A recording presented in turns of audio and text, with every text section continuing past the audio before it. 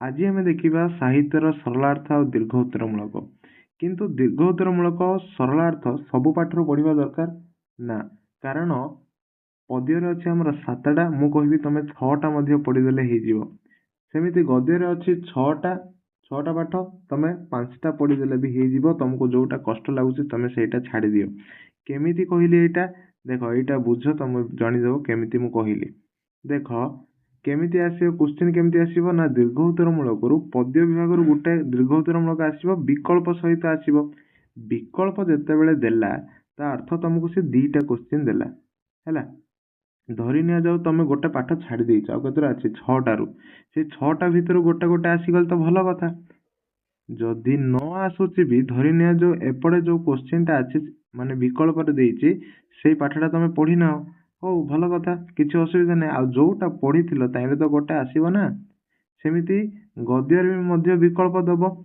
ତ ବିକଳ୍ପ ଦେଲେ ତମେ ଯୋଉଟା ପଢିନଥିବ, ଧରି ନିଆଯାଉ ତାଇଁରୁ ଗୋଟେ ଆସିଗଲା, ଆଉ ଗୋଟେ ଯୋଉ ଦେଇଥିବ ସେଇଟା ତ ପଢିଥିବ ନା। ସେଇଥିପାଇଁ ତମେ ଗୋଟେ ସ୍କିପ୍ ମଧ୍ୟ କରିଦେଲେ କିଛି ବି ଅସୁବିଧା ହବନି, ତମକୁ କୌଣସି ପ୍ରକାର ମାନେ ଅସୁବିଧା ହବ ନାହିଁ। କିନ୍ତୁ ମନେ ରଖିଥିବ, ଯୋଉ ପାଠରୁ ଗଦ୍ୟ ଛାଡି ମାନେ ସରଳାର୍ଥ ଛାଡିବ, ସେଇ ପାଠରୁ ହିଁ କେବଳ ଦୀର୍ଘ ଉତ୍ତରମୂଳକ ଛାଡିବ। ହେଲା, କମ୍ପ୍ଲିଟଲି ସେଇ ପାଠର ଲଙ୍ଗ କ୍ୱେଶ୍ଚିନ୍ ଛାଡିଦବ। ଛାଡିଦେଲେ ବି କିଛି ଅସୁବିଧା ନାହିଁ, କାରଣ ତମକୁ ବିକଳ୍ପ ମିଳୁଛି। ସେଇଟା ଧରି ନିଆଯାଉ ଯୋଉ ପାଠଟା ଛାଡିଛ ସେଇଥିରୁ ଗୋଟେ କ୍ୱେଶ୍ଚିନ୍ ଦେଇଥିଲେ ମଧ୍ୟ ତମର ବିକଳ୍ପ କ୍ୱେଶ୍ଚିନ୍ ଟା ପଢିଥିବା ପାଠରୁ ଆସିବ। କିନ୍ତୁ 2ଟା ପାଠ ଛାଡିଲେ ହବ ନାହିଁ, ତମେ ବେଶୀରୁ ବେଶୀ ଗୋଟେ ପାଠ ହିଁ ଛାଡି ପାରିବ। ବୁଝିପାରିଲ ମୋ କହିବାର ଅର୍ଥଟା? ସରଳାର୍ଥରେ ମଧ୍ୟ ସେମ୍ ରୁଲ୍ ଲାଗୁ ହଉଛି। ହେଲା, ବିକଳ୍ପ ଦଉଛି ନା, ସେଇଥିପାଇଁ ସେମ୍ ରୁଲ୍ ଲାଗୁ ହଉଛି। ବୁଝିପାରିଲ ନା ନାଇଁ କ୍ୱେଶ୍ଚିନ୍ ଟା? ମାନେ ମୋର କହିବା ଅର୍ଥଟା, କହିବାର ଅର୍ଥ ହଉଛି ଯେ 2ଟା କ୍ୱେଶ୍ଚିନ୍ ଦଉଛି, 2ଟାରୁ ଧରି ନିଆଯାଉ ତମେ ପଢି ନଥିବା ପାଠରୁ ଗୋଟେ କ୍ୱେଶ୍ଚିନ୍ ଆସିଗଲା, ଆଉ ପଢିଥିବା ପାଠରୁ ଗୋଟେ କ୍ୱେଶ୍ଚିନ୍ ଆସିଲା। ଆରେ ପଢି ନଥିବାଟା ତ ଗୁଳି ମାରା, ପଢିଥିବାରୁ ତ ଲେଖିବ ନା।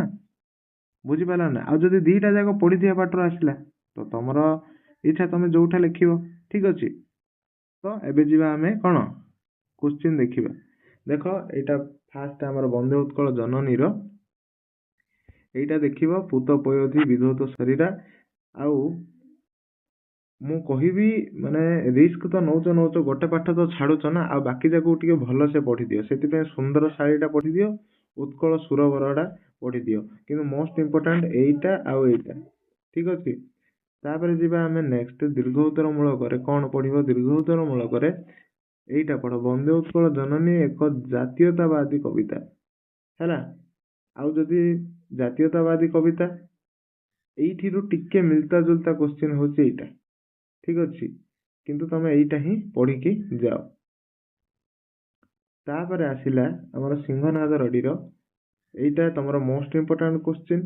ହେଲା, ଆଉ ମାନେ ଏଡିସନାଲରେ ତମେ 20 ନମ୍ବରଟା ମଧ୍ୟ ଦେଖିପାରିବ।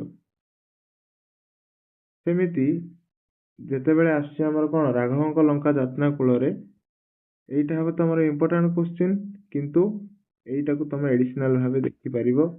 ଏଇଟାକୁ ମଧ୍ୟ ଏଡିସନାଲ ଭାବେ ଦେଖିପାରିବ, କାରଣ କିଛି ସେମିତି ନାହିଁ ନା। ବିଷ୍ଣୁ ନିଶ୍ଚୟ ଯେତେବେଳେ ରାମ କଣ ଯିବାକୁ ଚେଷ୍ଟା କରିଥିଲେ ଲଙ୍କାକୁ, ସେ ପଥର ବନ୍ଧ ବାନ୍ଧିଥିଲେ, ସେଇଟା ବି କେବଳ ପଥର ଯେତେ ପକଉଥିଲେ ବୁଡି ଯାଉଥିଲା। ହେଲା, ସେଇଠୁ 3ଟା ଆଗର ଆନ୍ସର ବାହାରି ପଡିବ, ଇଏ ବି ଇଏ ବି ଇଏ।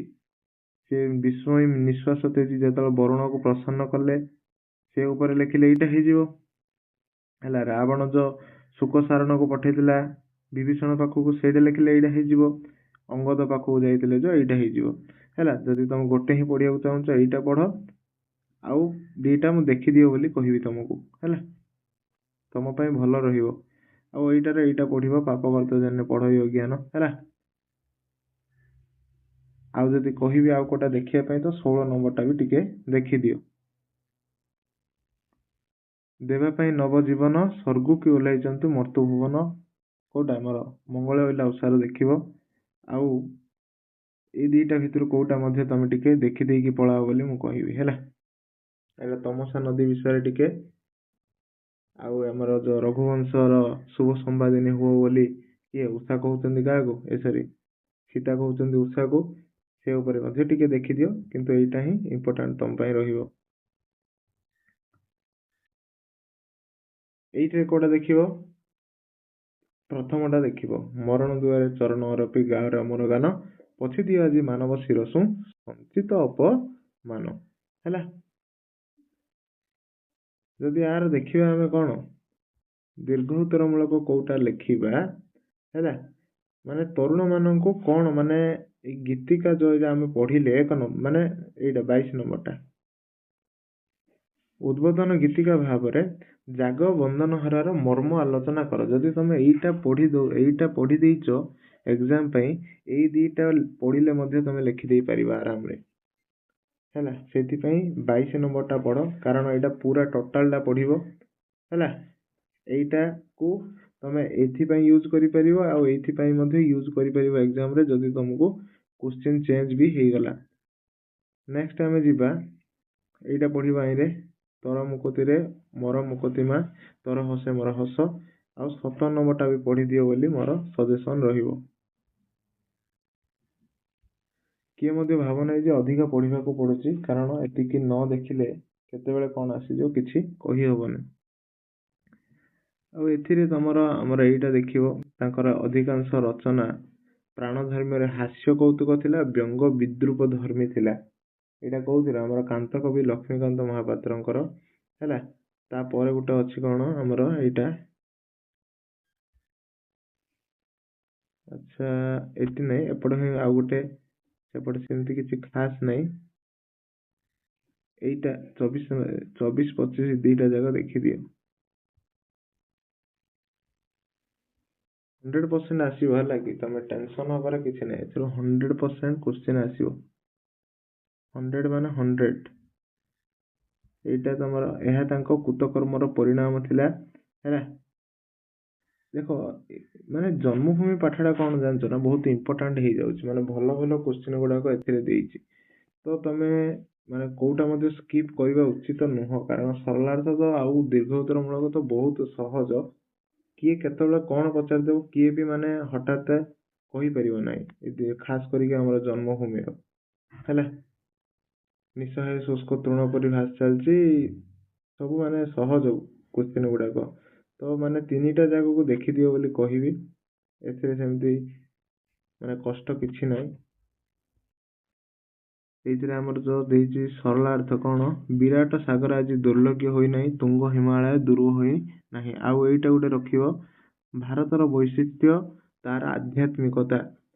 ବେଳେ ବେଳେ ଏଇ କ୍ୱେଶ୍ଚିନ୍ଟା ମଧ୍ୟ ପଚାରି ଦଉଛି ଯେ ତ୍ୟାଗ ମାର୍ଗରେ ଦୀକ୍ଷିତ ହୋଇ ଯେତେବେଳେ ସେ ବିଶ୍ୱର ମାଲିକ ହୁଏ, ସେତେବେଳେ ଭୋଗ ମାର୍ଗଗାମୀ ଜାତି ଠାରୁ ତାର ପଥ ସମ୍ପୂର୍ଣ୍ଣ ପୃଥକ ହୋଇଯାଏ। 21 ନମ୍ବର କ୍ୱେଶ୍ଚିନ୍ ମଧ୍ୟ ବେଳେ ବେଳେ ପଚାରି ଦଉଛି। ଆଉ ସଭ୍ୟତା ବିଜ୍ଞାନର ଦୀର୍ଘ ଉତ୍ତର ମୂଳକ ଛାଡି ଦିଅ। ତାପରେ ଆସିଲା ଆମର ବଥ ସିନା ବଥାଏ ଆବୁ କାହାର ବଥାଏ ନାହିଁ। ଆଉ ମାତୃଭାଷାରେ ମନୁଷ୍ୟର ଯେଉଁ ସ୍ମୃତି ହୁଏ, ଏଇଟା ମଧ୍ୟ ଦେଖିବ, ଅନ୍ୟ କୌଣସି ଦ୍ୱିତୀୟ ଭାଷାରେ ତାହା ହୁଏ ନାହିଁ। ଏଇଟା ମଧ୍ୟ ଦେଖ, ଆମ ଦେଶର ଜ୍ଞାନ ଭଣ୍ଡାରଟା ଇଂରେଜୀରେ ଥିବାରୁ କୋଟି କୋଟି ଜନତା ଆଖି ଥାଉ ଥାଉ ଅନ୍ଧ। 23 ଦେଖିବା ଦରକାର ନାହିଁ। ତାପରେ ଦୀର୍ଘ ଉତ୍ତର ମୂଳକ 25 ନମ୍ବର, ତାପରେ ଆସିକି ଆମର 28 ନମ୍ବର, ଏଇ ଦିଟା ଦେଖିବ। ଆଚ୍ଛା, ଏଇଟା ବି ଟିକେ ଦେଖିଦେଲେ ଭଲ ହୁଅନ୍ତା। ମାତୃଭାଷା ପ୍ରତି ଓଡ଼ିଆ ମାନଙ୍କର ଯେଉଁ ଉଦାସୀନତା ପରିଲକ୍ଷିତ ହୁଏ, ତାହାର ଦୂରୀକରଣ କିପରି କରାଯାଇପାରିବ ଲେଖ। ଏଇଟା ଦେଖ, ମୋର ରହିବ 25 ଆଉ 28 ନମ୍ବର ହିଁ ଦେଖ, ଆଉ ବାକି ତମ ରିସ୍କରେ ତମେ ଦେଖିପାରିବ। ଏକ୍ସଟ୍ରା କିଛି ଦେଖିଲେ ବି ତମକୁ କିଛି ଅସୁବିଧା ନାହିଁ, 25 ଆଉ 28 ନମ୍ବର ଦେଖ। ତାପରେ ଆମେ ଦେଖିବା ଭାରତୀୟ ଦର୍ଶନରେ ମନୁଷ୍ୟର ସେବା ହିଁ ଈଶ୍ୱର ସେବା ଗୋଟେ ଦେଖିବ। ଏଇ 3ଟା ଯାକ କ୍ୱେଶ୍ଚିନ୍ ଦେଖିଦିଅ, ଆଉ କିଛି ତମକୁ ମାନେ କମ ସେ କମ ଦେଖ, ସାହିତ୍ୟର ସରଳାର୍ଥ ମଧ୍ୟ ତମେ ପଢିଦିବ ନା, ତମକୁ ଲଙ୍ଗ କ୍ୱେଶ୍ଚିନ୍ ଲେଖିବାରେ ମଧ୍ୟ ସାହାଯ୍ୟ ହବ। ସେଇଥିପାଇଁ ବେଳେ ବେଳେ ଏମିତି କିଛି କ୍ୱେଶ୍ଚିନ୍ ଆସିଯାଏ ଯୋଉଟା କି କାଟି ହୁଏ ନାହିଁ, ସବୁ ଯାକ ଇମ୍ପୋର୍ଟାଣ୍ଟ ହିଁ ଥାଏ। ହେଲା, କିନ୍ତୁ ଏଇଥିରୁ ବେଳେ ବେଳେ ତ ଏମିତି ହୁଏ, ଗୋଟେ ଗୋଟେ ବର୍ଷ ମାନେ ବୁକ୍ ରୁ ନ ଆସିକି ବୁକ୍ ବାହାରୁ ମାନେ ଆମର ପାଠ ଭିତରୁ ଗୋଟେ ଧାଡିଟି ସରଳାର୍ଥରେ ଦେଇଦିଏ। ସେଥିପାଇଁ ଏତିକି ତ କର, ଯୋଉମାନେ ଭଲ ସ୍କୋର ଆଣିବାକୁ ଚେଷ୍ଟା କରୁଛ, କାରଣ ଆଉ କିଛି ପଢିବନି ତମକୁ, ନା ଗଳ୍ପର ପଢିବାକୁ ପଡିବ, ନା ଏକାଙ୍କିକାର ପଢିବାକୁ ପଡିବ, ନା ଓଡ଼ିଆ ସାହିତ୍ୟ ଠାରୁ ଆମର ଲଙ୍ଗ କୋଶ୍ଚିନ୍ କି ସରଳାର୍ଥ ପଢ଼ିବାକୁ ପଡ଼ିବ। ସେଥିପାଇଁ ଏତକ ଟିକେ କରିଦିଅ, ଭଲ ରହିବ।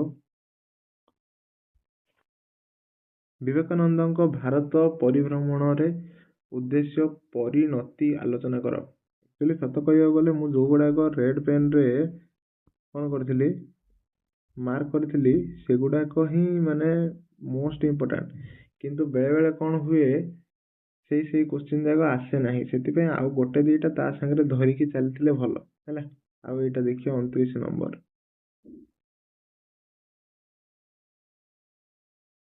ତାପରେ ଇଏ ଥିଲା ଆମର ଶେଷ, ନରେନ୍ଦ୍ର ବିବେକାନନ୍ଦରେ ଶେଷ ହେଲା। ତ କେମିତି ଲାଗିଲା ଭିଡ଼ିଓ କମେଣ୍ଟରେ ଜଣାଇବ, ନିଜର ବୁକ୍ରେ ରାଇଟ୍ ମାରିକି। ଆଉ ସହଜରେ କେମିତି ସରଳାର୍ଥ ମନେ ରଖିବ ଆଉ ଦୀର୍ଘ ଉତ୍ତର ମୂଳକ କେମିତି ମନେ ରଖିବ ତା ଉପରେ ଅଲରେଡ଼ି ଆମର ଗୋଟେ 2 ମନ୍ଥ ତଳେ ଭିଡ଼ିଓ ହେଇସାରିଛି, ତାକୁ ଯାଇକି ଯେଉଁମାନେ ଦେଖିନାହାନ୍ତି ଜଲ୍ଦି ଦେଖନ୍ତୁ। ଆଉ ଅତି ଶୀଘ୍ର ଭୋକାବୁଲାରୀର ମାଷ୍ଟର କ୍ଲାସ୍ ବା ୱାନ୍ ସଟ୍ ଭିଡ଼ିଓ ଆସିବାକୁ ଯାଉଛି, ଠିକ୍ ଅଛି। ତ ଯେଉଁମାନେ ସବସ୍କ୍ରାଇବ୍ କରିନାହାନ୍ତି ସବସ୍କ୍ରାଇବ୍ କରନ୍ତୁ, ଆଉ ଭିଡ଼ିଓକୁ ଆରମ୍ଭରୁ ଶେଷ ଯାଏଁ ଦେଖନ୍ତୁ, ତା ଦ୍ୱାରା ମୋତେ ପର୍ସନାଲି ହେଲ୍ପ ହେଉଛି। ତୁମେମାନେ ଯଦି କୌଣସି ପ୍ରକାର ମୋତେ ହେଲ୍ପ କରିବାକୁ ଚାହୁଁଛ ଭିଡ଼ିଓକୁ ପୁରା ଦେଖ, ଆଉ କିଛି ନାହିଁ।